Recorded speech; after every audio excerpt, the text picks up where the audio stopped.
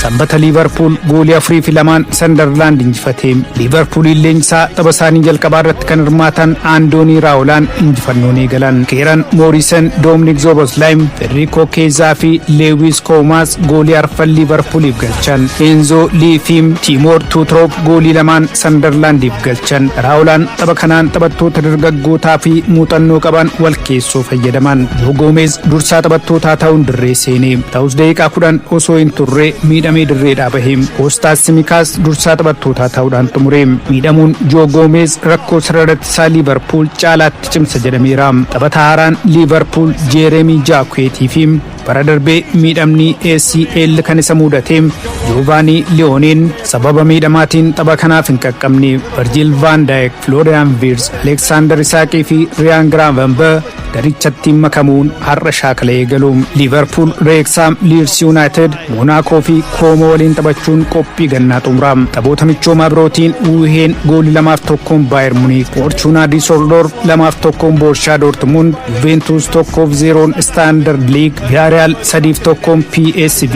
Ajax Amsterdam 2-1 Berlin, Inter Milan 2-1 Karlsruhe yoo injifatan, AS Milan Celtic waliin goolii 2 qixxaam, Roomaan ammoo Cannes waliin goolii 3 qixxa bahee.